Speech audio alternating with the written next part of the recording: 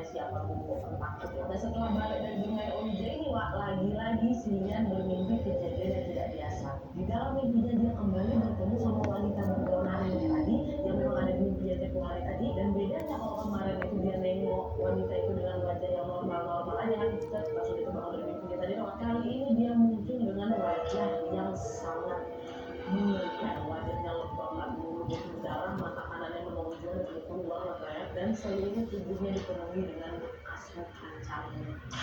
Belum sempat bereaksi apapun, si sosok wanita itu tiba-tiba mendekati aku dan dia di pipinya aku terus dicekek ya leher aku, igen ayah, kata siapa dia nantinya, ini aku, wah sebetulnya tidak langsung dia kan, gitu bangun dia dari mimpinya. Apa sudah bangun ini, wah dia ngerasa sakit kali kepala aku dan dia gitu kalau leher aku katanya. Dia langsung pergi ke wastafel, dia buat ngebasuh leher itu sama air Wak.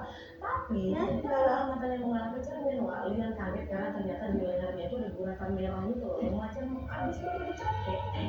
Itu kan, ini berarti bukan mimpi nih, kok bisa bukan bukan leher aku, memang gimana? Jangan sini ada anak-anak takut dan dia langsung lompat lagi ke kasur tanpa sempat mencuci mukanya. Dia memilih kembali tidur sambil terus berdoa supaya dia itu tidak dimimpikan lagi sama si sosok wanita itu. Dan untungnya malam itu dia bisa tidur nyenyak sampai pagi. Dan mimpi ini ada ekstrim nih, dan mulai fisik ya kan, dicekek di dalam mimpi, bangun-bangun ada bekas apanya.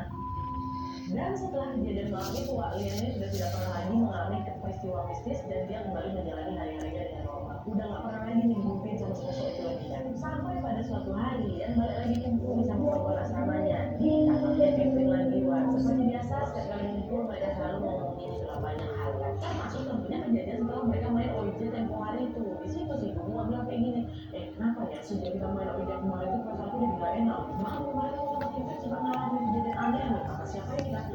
Kenapa emangnya kata si Lian? Nah di situ Wak Bulu pun cerita bahwa ketika kemarin asrama mereka ini sempat mati lampu tuh, Bunun ini kelaparan. Dia mau masak mie instan di dapur umum. Nah by the way di luar kamar mereka itu memang ada dapur yang biasanya dipakai barengan sama penghuni lain itu. Tapi karena takut pergi sendirian, Bunun ngajak si Kevin. Dia udah sini lah temenin, tapi cepat-cepat mau masaknya ya kata si Kevin. Tapi kan nggak rada takut gitu. Dan waktu mereka berdua pun pergi ke dapur dalam situasi gelap karena dia mati lampu kan, jadi cuma diterangi pakai lampu flash handphone aja. Awalnya nggak ada kejadian aneh Mbak sama sekali di situ, tapi beberapa saat kemudian mereka berdua ini dengar ada suara orang lagi nyentuh wah nyentuh orang kayak gitu. Karena penasaran Gunung ngarahin lah itu lampu flashnya ke arah sumber suara tuh, lihat siapa yang lagi makan gue, bisa-bisanya mau makan di gelap-gelap kayak gini kan. Dan setelah ditengok, waduh ini setelah ditengok mereka kaget karena suara itu berasal dari wanita berambut pirang lagi berdiri di belakang mereka.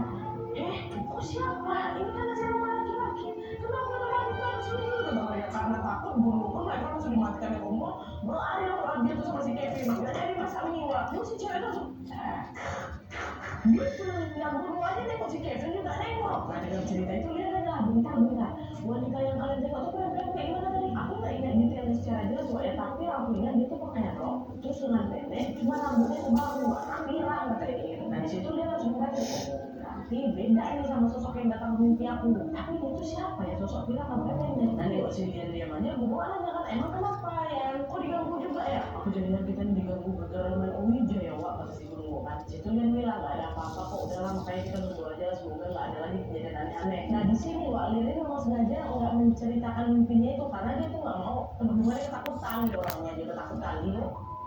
Dah tuh kan, hari demi hari pun berganti, Lian sama kawan-kawan itu masih juga mengalami kejadian mistis. Akhir-akhir itu mereka tuh jadi sering dengar suara-suara aneh gitu loh, macam suara keyboard ini, macam ada orang ngetik, ada orang, terus suara benda jatuh sampai layar monitor mereka juga tiba nyala. Dan di titik itu tuh mereka sebenarnya mulai diakui apa gitu ya, karena memang gangguan itu bukan penampakan ya, bukan cuma suara-suara aja. Mereka nggak mau ambil pusing, kalau cowok harus berani gitu. Nah karena mereka sudah terbiasa dengan gangguan ini,